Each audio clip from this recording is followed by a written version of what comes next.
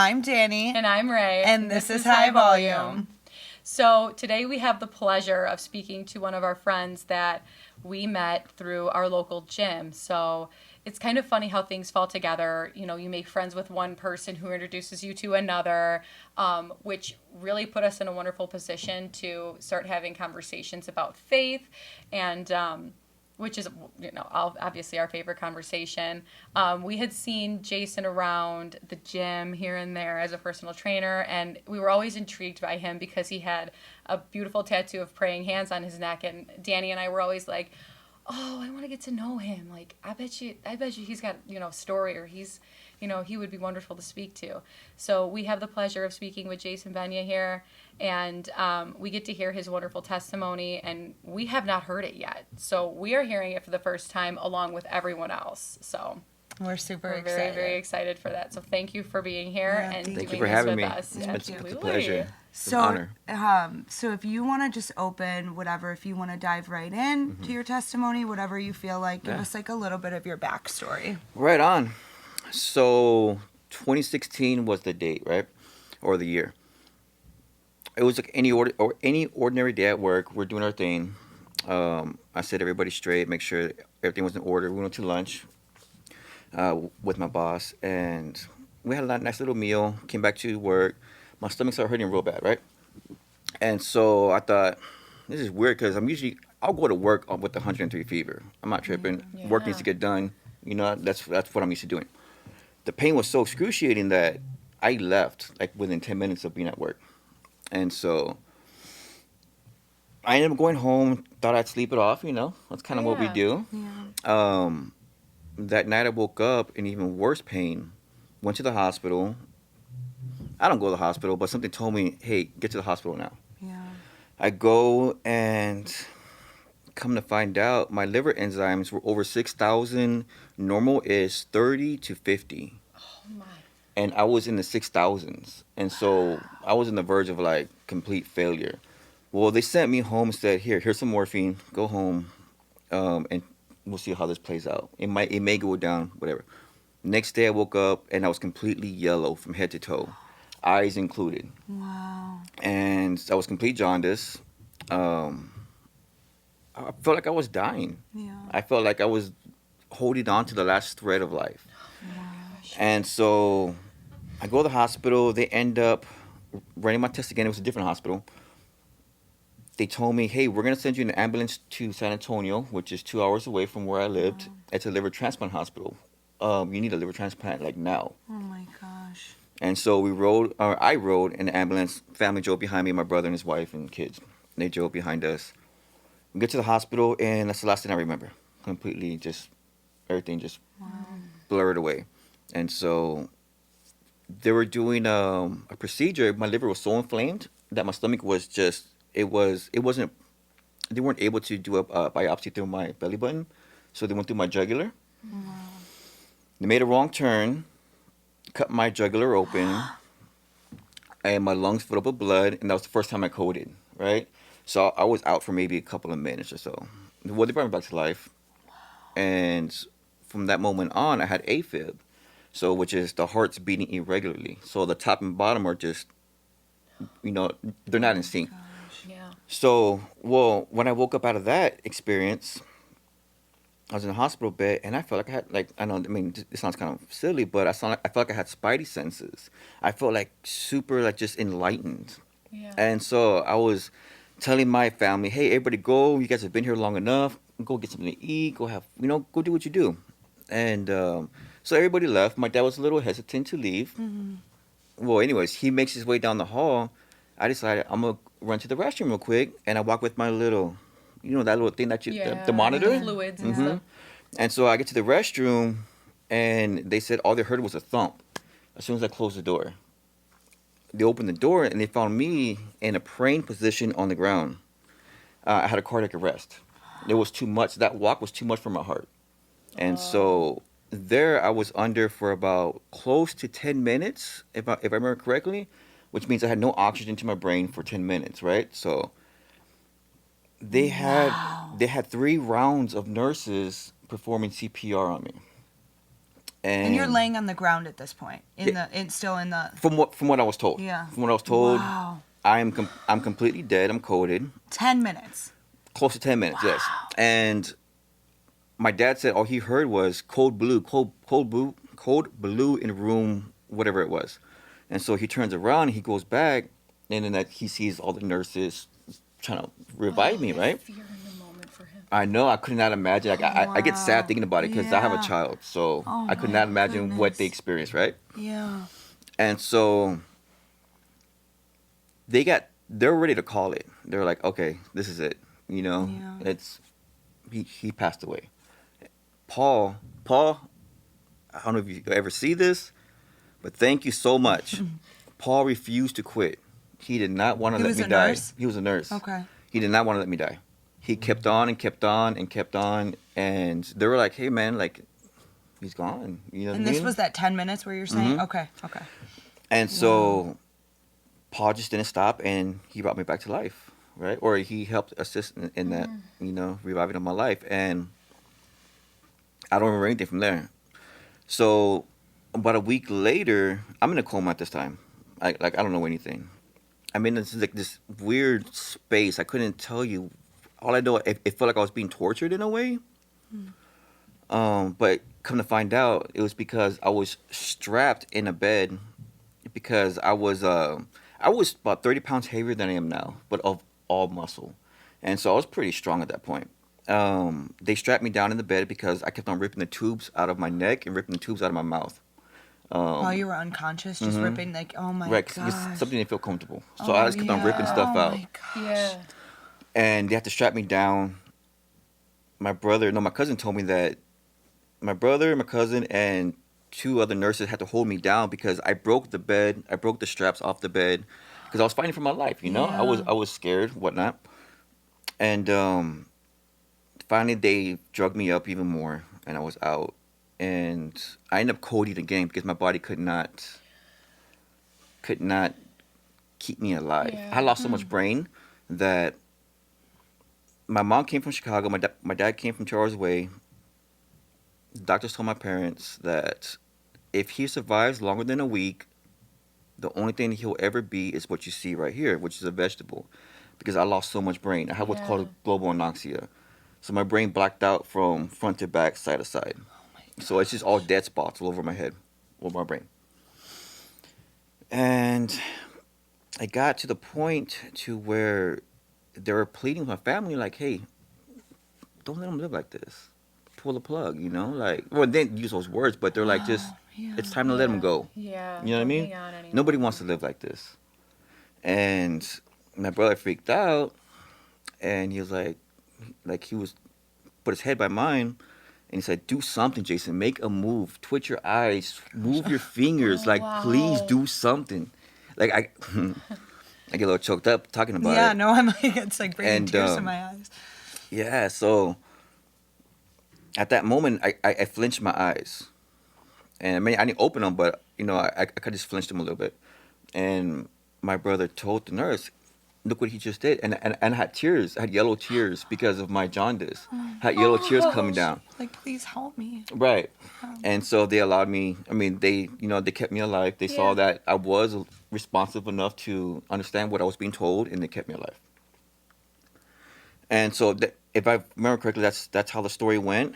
But then they ended up saying, they were kind of, the nurse kind of upset my brother a little bit because the nurse says, I've worked here for X amount of years, and the whole time I've been here, no one has ever walked out of the hospital after going through what he went through. You know, like, Yeah, I haven't seen this. you know what I mean? Yeah. And so all that, and about maybe a week later, I came out of it. And when I came out of it, they said that I told them that I saw Jesus. And then I started to think about it, trying to reminisce on or reflect on what happened. And I remember seeing Jesus. I was in an infinite space, not a room. There was no walls. It was just infinite, as black as you can possibly imagine. And Jesus was, I don't know, maybe about 10 feet in front of me. He was, from what I saw, he was, tall. He seemed tall, at least to me, He's wearing a white cloak, had warm. Your stylist. He had warm hair, warm, Yeah. right? So kind of like a goldish brownish, Yeah. And Wow. he waved me on. He looked at me and he waved me on, like time to come home. Behind him was this big wooden door frame, and the first thing that came to my mind was Jesus was a carpenter, and I can only imagine that's the door frame that he created, but you couldn't see through to the other side, right? And I pleaded with them. I pleaded with Jesus, and I said, I have an 8-year-old son at home, and I don't trust his mother to raise him the way a young man needs to be raised, you know?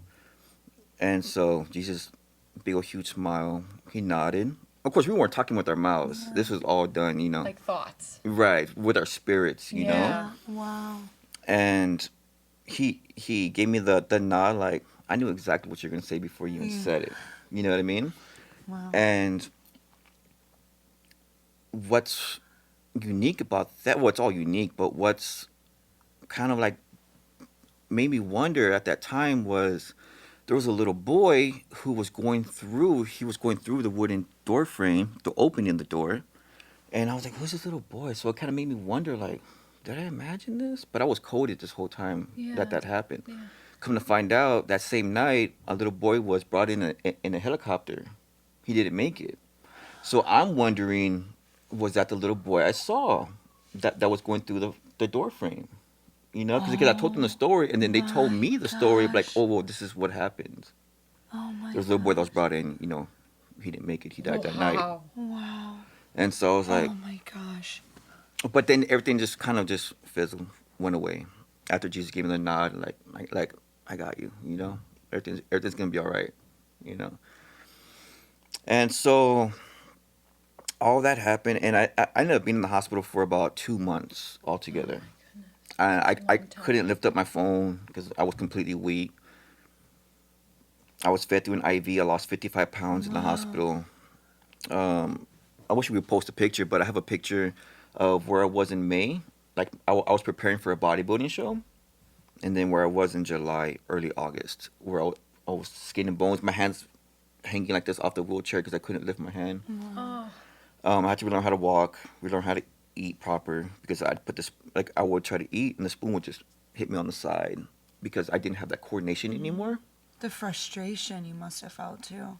Yeah, yes. So, yeah, for sure. Well, the frustration I think lies in prior to getting sick, I was in line to be an owner of 3 stores, one in Victoria, one in Corpus Christi, one in Laredo.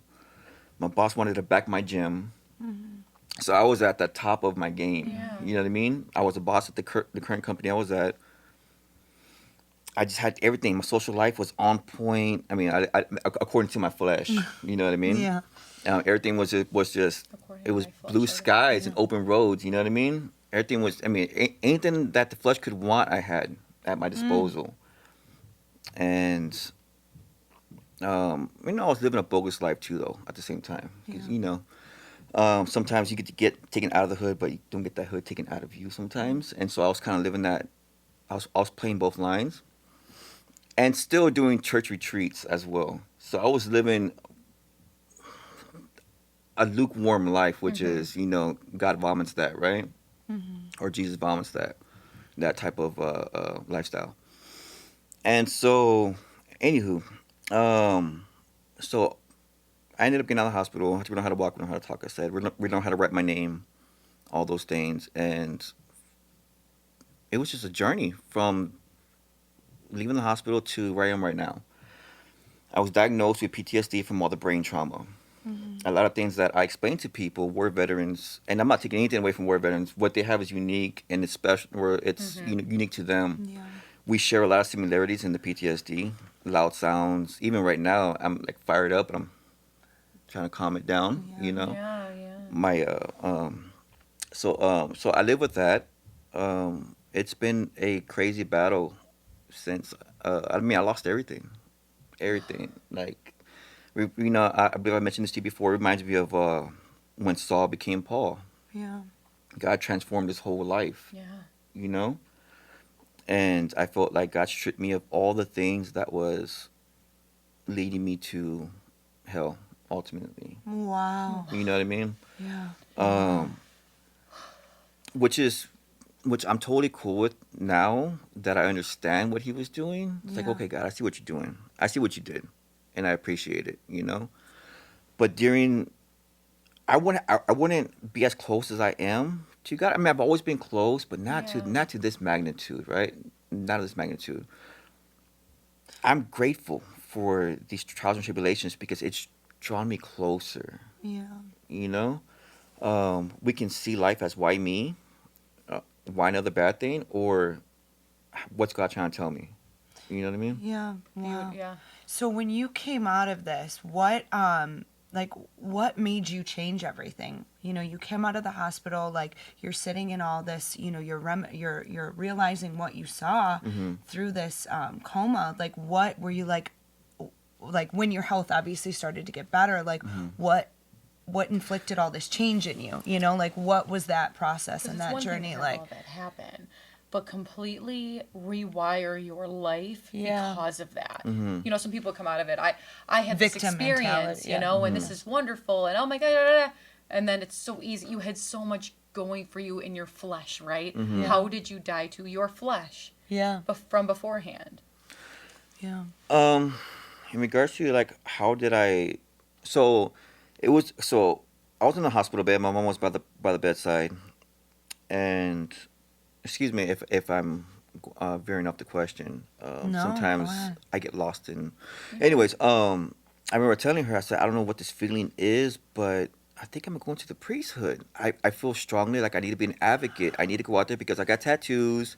I've lived that bogus life, and I can relate to a certain population that may Yeah. not want to hear it from somebody who hasn't lived or walked down that road. You know what I mean? And hearing it from somebody who's dealt with a lot of bad stuff, Yeah. they may relate to me more, and I may reach them. So I had this feeling of going to the priesthood, and I was telling my mom, and I even confessed to her a lot of stuff I did. I don't know if she thought I was crazy or what, but I confessed to her, I did this, and then most of it took place here in Chicago. She's like, okay, honey. Yeah, but Yeah. it's so freeing to get that out. It's so important It to, is. It to was. get that out. Yeah, especially with her. Yeah, it was like going to confession, but not with the priest, but with my mother Yeah. and God, right? Yeah, it's beautiful. And so, all that. So that's where like the change I felt began. Years later, I had this feeling. I mean, all that went away. As far as the priesthood, I started to go back to figure, okay, how can I get back my life? You know what I mean? I'm trying to figure this out. Yeah. What avenue am I going to take to get to where I was? And I always get this sinking feeling of, I need to speak for God. I need to be. Wow. I need to be a steward.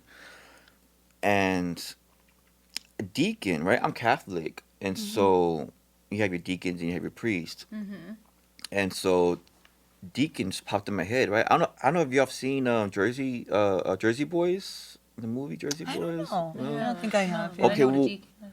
When they were trying to figure out their name, Rich, what's his name? Valley, the main singer. Do you know who the main singer is? No. Okay, Valley. Okay, anyways, Valley is his last name. He said Four Seasons is the name of the band. It popped up like a neon sign. It just hit him, right? That's the way it was for me with the whole deacon thing. It just hit me like, I gotta be a deacon. And I was battling with it. I was like, why a deacon? Why a deacon? And it would just, I could not shake it. And so I just started reading the Bible. And I'd always end up in Paul for some reason. I would just open the Bible up and I'm just gonna start reading. And it was always in like Corinthians or something that Paul wrote. And I kept on finding myself reading his story over and over and over. Every time I opened the Bible, it was a book that Paul wrote, right? And so I felt I had a special relationship with him. Well, that went away as far as the whole deacon thing, and it hit me again about a year later. And so I went around to all like different churches that I would go to, that I would frequent. Because I go to different churches because sometimes I wouldn't make it to the early mass, and they have where I'm from, they have a church that calls the 8 o'clock mass last chance mass, right? You have a chance to go to church before the day's over. And so anyways, I'd go to all these different churches, and I'd ask the deacons, what was your calling like? Because I'm trying to relate. I'm trying to connect the dots Yeah. here. Yeah. And they gave me their stories, and I'm like, okay, it wasn't satisfying me, you know? Because my calling, I felt it wasn't what, because people were telling me I should be a deacon, this and that. It was from somewhere else. It was my Yeah. spirit telling me. And so that night, I went to what's called as adoration, and it's just you go to church and it's completely quiet, or maybe they'll play I've some heard. music and you just pray. You just sit Yeah. there and you pray. Wow. And I was in there and I was praying on it. I'm like, Lord, what do you want me to do? You know, I'm not that person. You know, I'm not worthy to be. Wow. You know, and that night I had a dream, but of course I didn't see anything. It was just sound, and the voice says, "You don't have to ask anybody to be a deacon. I've already told you." Wow. I'm like, Oh, okay, he's like, I'm watching you go up to Yeah. everybody asking Yeah. this. Yeah. Like, don't. like yeah, Wow. Sometimes the flesh, we just want that like validation from other people, where Right. the only validation we need is from God. He's directing us in the way that He is, and He guided you out of that to lead into this place. And I love that you said about like how you can look a certain way and reach a certain type of crowd of people, because we relate to that so much. Like we've gone through so many different things, you know. Everybody's story and everybody's testimony is there's a reason, and it's beautiful, but sometimes it's a little bit more relatable when you can touch on a different demographic of people and be like, look where I came from, and now this is where I'm at. Like, this is how God has moved in my life, and I think that's such a beautiful thing. That's like Right. incredible. yes. Yeah, no, it's a special thing. It's an honor, and I still feel unworthy, of course. But if this is what I'm being directed to do, how can I say no? You know what I mean? Yeah. And so, but yeah, it was just. I mean, so I'm gonna go back into the hospital real quick. Yeah. I remember the doctors telling me, because my liver bounced back, like 100% bounced back. I was just about to Yeah. say what ended up happening. Like, So you get full body jaundice, and then it's like, I'm cool. Yeah, like I'm okay. Yeah. yeah, so I started jaundice, but my liver bounced back, and they could not explain it. So Wow. I had a team of doctors, right? Every time they come in the room, there's like, wow, at least anywhere from 2 to 4 or 5 doctors that would come in, because I was considered a mystery to them. They don't know how it happened. They ran me for everything under the sun. They thought it was steroids first, right? That's the first thing they thought, because I was kind of jacked, you know. And so I mean, but I thought it was steroids, and then they're like, okay, so they ruled that out. They thought it was the tattoos and whatnot, maybe like some type of hep or something. Nothing. They ran me for alcohol cirrhosis. Nothing. And I was a big drinker too. That's why I have this right here. One is greater than 1,000. Because once I learned, once you have one, 1,000's not enough. Wow. Because you just keep Yeah. on drinking. You know what I mean? Like Wow, once you yeah. get that engine going, That hits me. Yeah. you know what I mean? That hits me. And so, yeah, but it wasn't that. They could not figure it out. They ran me for 2 months. They ran me. They drew my blood every morning at 5 in the morning, every month, and they just ran tests, and I left without a diagnosis. They had no idea. Like 4 or 5 doctors could not come up with that. A team of doctors, team a of liver doctors. transplant hospital, mind you. Couldn't figure out how you were like alive, essentially. Well, how I got sick in the first place, how you got sick. Okay. or how I'm alive. And they told me, I'm sure he was joking, but the doctor said, the lead doctor said, we're going to put you in the medical books because you are a mystery. We cannot figure this out. And we don't know how you bounce back completely. I mean, when you have that much brain damage, you don't like. I've never heard of anybody coming back from something like that much brain like damage too after the fact. Like how you were saying, like they even said like you're not supposed to be alive. Right. Like, that's insane to me. I still have trouble dealing with it. Yeah. I was just You know about what I to mean? ask you, coming out of that, being told that your brain suffered that level of, trauma. Do you ever like get in your own head like, oh, is it from this? Is it from if something's going on? Like obviously you have PTSD, but like, do you feel like you are delayed in any way, or do you feel like you're right back to how you were? Oh Yeah. no, I definitely feel. I mean, there's times when I bump into walls. Um, there's times when I kind of trip over myself, or my hands will just like they don't know how to function correctly. I Yeah. mean, I still go through all that. When stress is introduced, it's not like regular stress, like how I used to have it. It's, as they say, it's stress like on steroids. Yeah. You know what I mean? Oh. Stress, sweats, and the whole nine. Yeah. And so, yeah. But no, no. I mean, I definitely deal with a lot as far as the recovery, but I'm a lot better than what I was. Because I Yeah. used to look at pictures, like let's say I was looking at one of these pictures, I would see them moving and kind of like. Have you seen? I don't know if you've seen the movie The Craft. Yeah. Okay, Yeah. and I think somebody said Harry Potter's like that too, where they look at a picture and they'll see like Yes. they walk Yeah. off the picture, Yeah. or they're animated, they're Yeah. interacting. That's how I would see pictures, Wow. family pictures, and just That's be blown that's away. so wild. Um, Like, wow. what else? I mean, there's just a number of things. The reason why I'm in fitness now, the reason I came back to it is because I've done so many different jobs since I came out of the hospital, because I didn't go through any type of brain rehab, because I wanted to see my son, and they wanted to send me to a rehab hospital to rehab my brain. Oh. But I was like, man, I miss my son. Like my son is my world. He's been my shadow. He's been my best friend since he was born. Oh. And so I had to go see him. I had to go see him if I wanted to Yeah. keep on. Like he was my reason to keep on living. I mean, I talked to Jesus about him. You know what I Yeah. mean? Right. And so I didn't get to do that. So when I got home, um, I signed up for a community college, Mm-hmm. because I had to do something to rehab my brain, create new gray matter, create new neural pathways and whatnot. Because I was doing my research on like how do I rehab my brain. Yeah. And Wow. so that's one of the things I came up on. And so I went to school and I did different jobs, and it was so hard just to. I see everybody else doing their stuff, and my brain just not computing what's going on.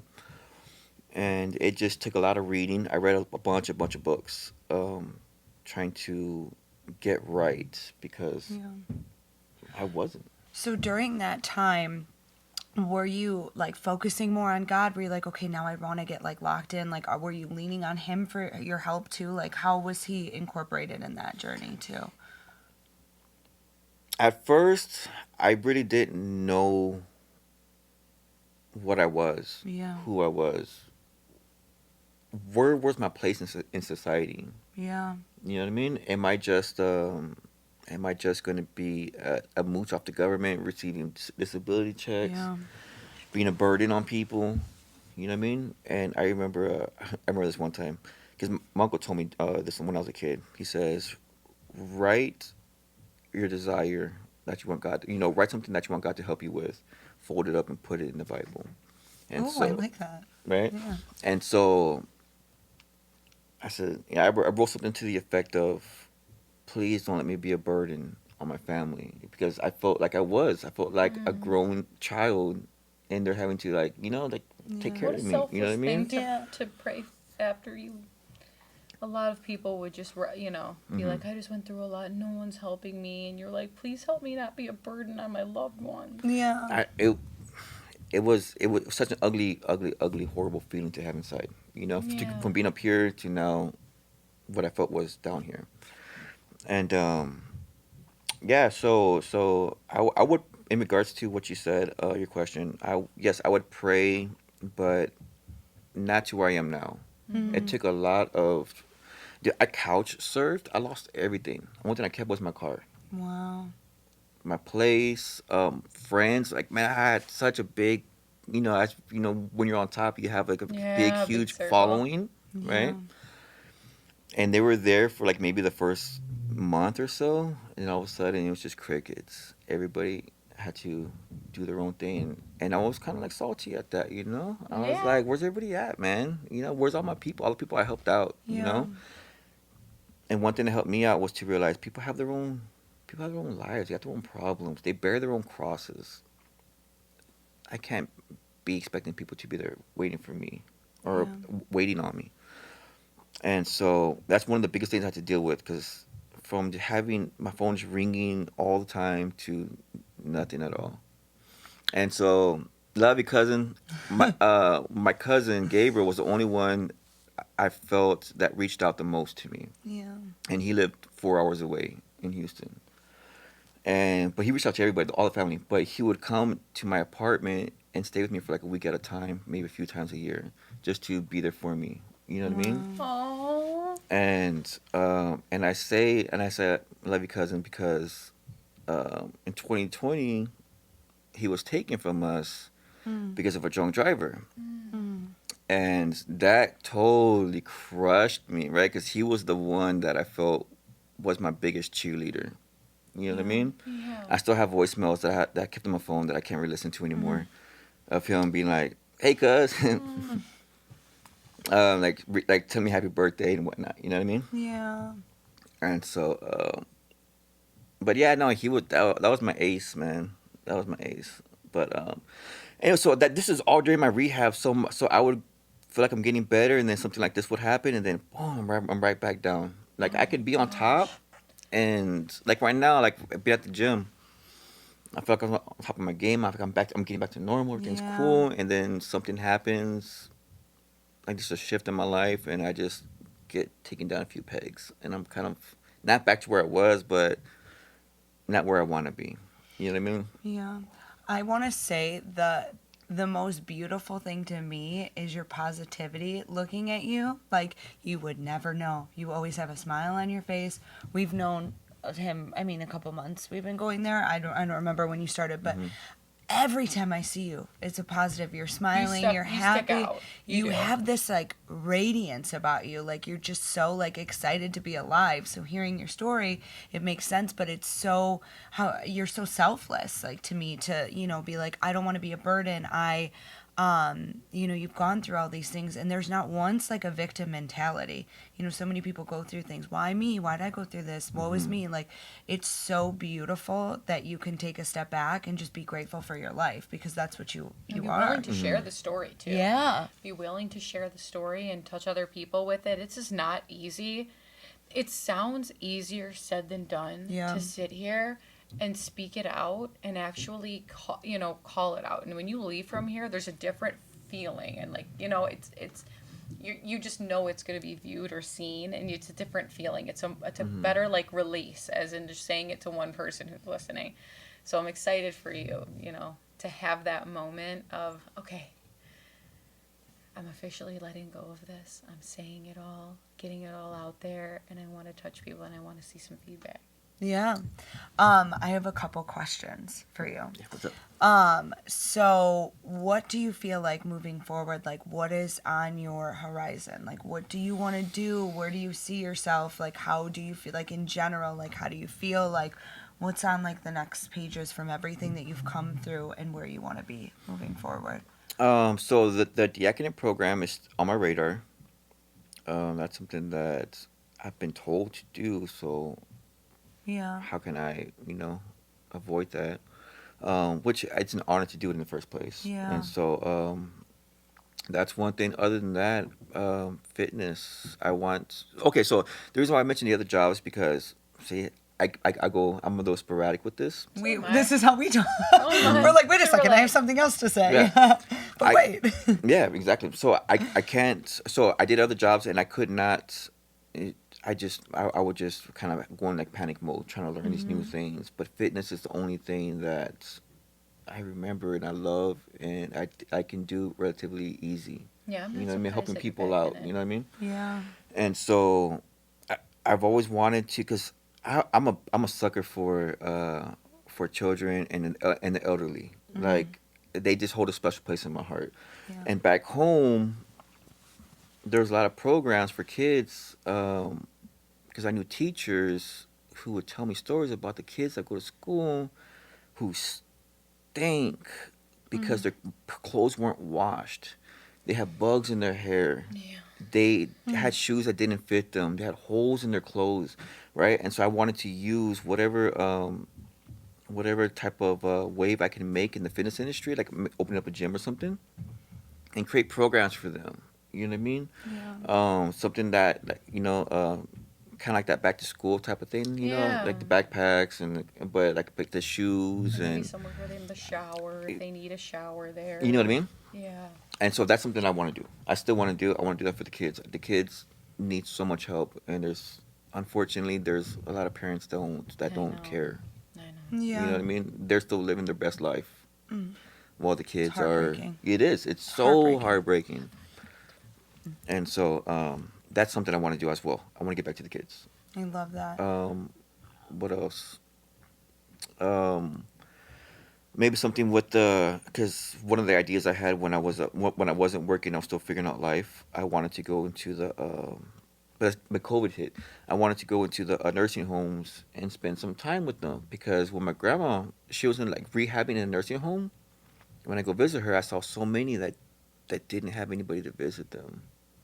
Yeah, And they that's looked huge. so sad. Yeah. And they would just sit there crying and whatnot. And so that's something I don't know how I would make an impact or what I would do, but I want to conjure up some type of, or I want to create some type of idea and help them out as well because we all need Bible study or somebody. something. You know what I mean? Yeah, like a Bible study Mhm. there. Yeah, and like you can just go there, and I think just sitting with them too. Like I just like kids too. I think it's just like giving them that space where they feel important Mhm. for a couple minutes. I think is just so beautiful.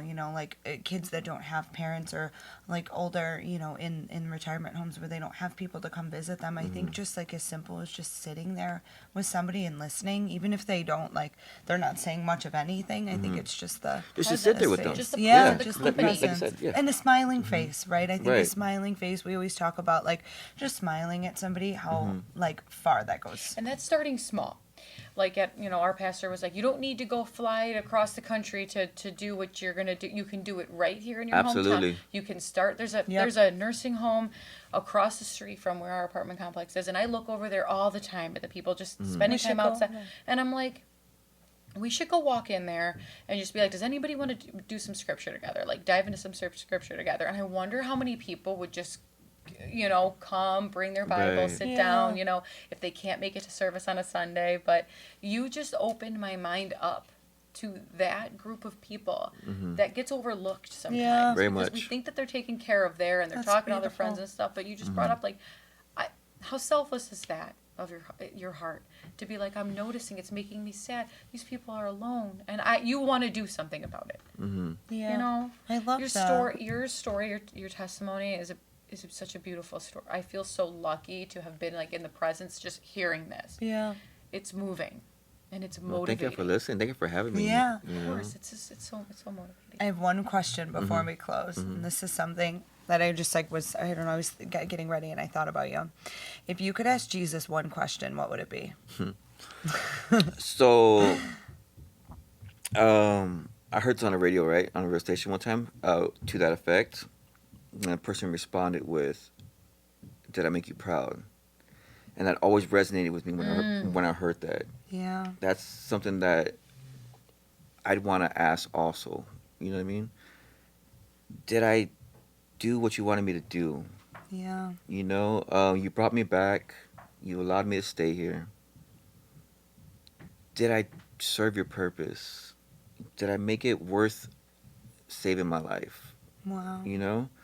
Did I make it? Yeah, to hear good job. How does it go? Good job, faithful, Yep, and my faithful servant. yeah, Yeah. to hear that Well would done, be my faithful just, servant. Yeah. the best words you can ever hear.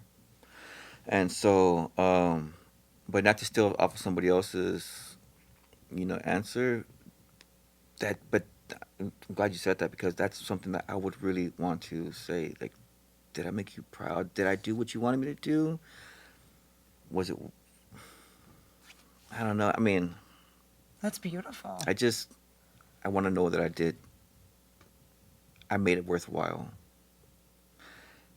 Yeah. So. I love again it's the humble heart that Yeah. you have before him, right? Like it's you could ask a billion questions, and just to be like, did I do what you wanted me to do for saving my life, right? Because he's the one that brought you back, and there's a reason, and he obviously has a purpose for you. He has a purpose for everybody, but that purpose that he's giving to you, and that re-life, and I mean, it's just so beautiful to see it. And your humble heart, like I said, is just such a beautiful, beautiful thing to see. And the radiance that you just glow, and you can just tell he's moved so much in your life.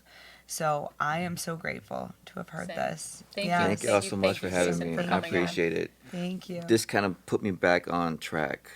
You know, what's my purpose? Endurance. You know what I mean? We always talk about endurance. Yeah. So thank you for being here, Jason. Thank you. And thank you everyone for listening to this wonderful first testimony on High Volume. I'm Appreciate it. Danny. Thank you so much. Thank you.